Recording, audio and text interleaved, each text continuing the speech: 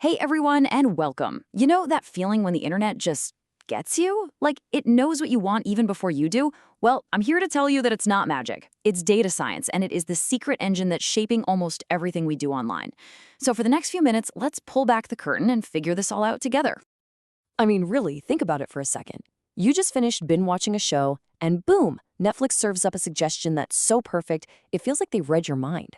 How on earth does that happen? This isn't just some lucky guess.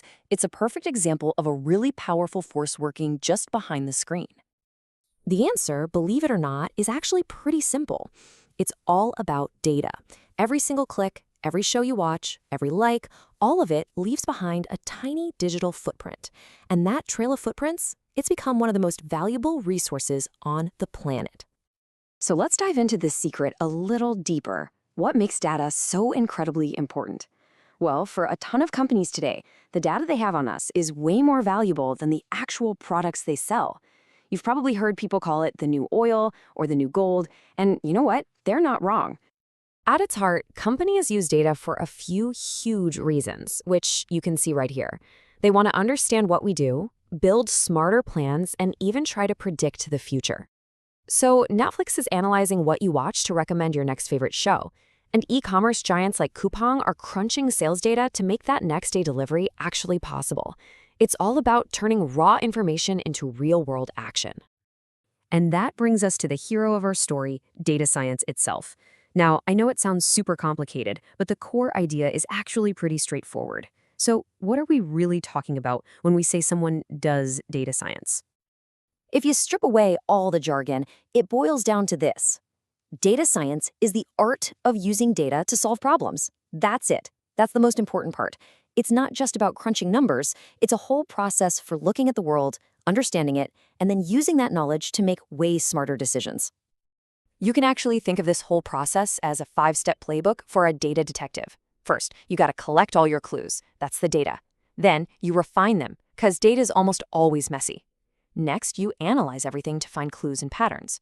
From there, you try to predict what might happen next. And finally, you decide on the best plan of action. This is the fundamental logic, and we're about to see how the pros take it to the next level.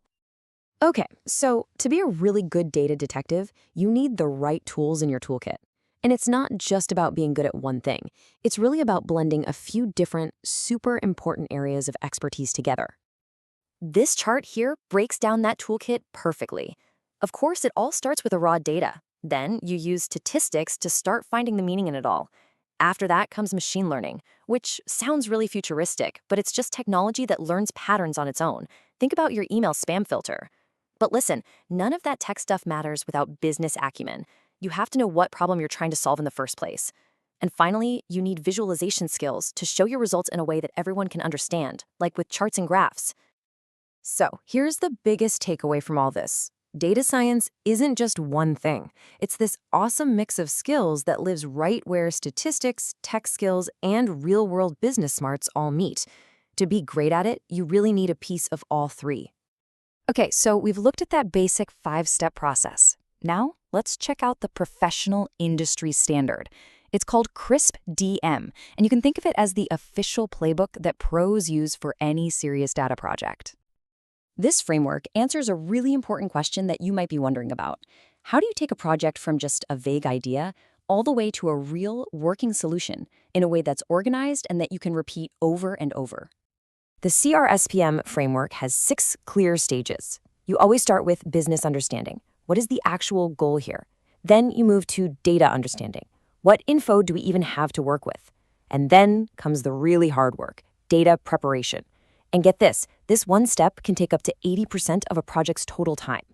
Only after all that do you get to the cool stuff like modeling, then a super important evaluation to see if your model actually works, and finally deployment where your solution goes live. And hey, for anyone studying this stuff, here's a cool little memory hack from the source material that's really popular with students in Korea. To remember these 6 steps, they use a little mnemonic. Yi, Jun, Mo, Pyong, Jen. It's just a clever way to memorize a pretty complex process, which I think is pretty neat. But look, just following a process isn't the whole story. Working with data, especially data about people, comes with an incredible amount of power. And with that power comes a huge, huge responsibility to handle the risks and ethical challenges that come with it. This slide does a great job of laying out the biggest risks and how we can fight back. Worried about personal data getting out? That's where anonymization and encryption come in.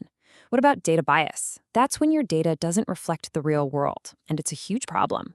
The only way to fix it is to make sure your data is balanced and diverse. And for things like bad data or models that stop working, you need strong checking systems and constant monitoring.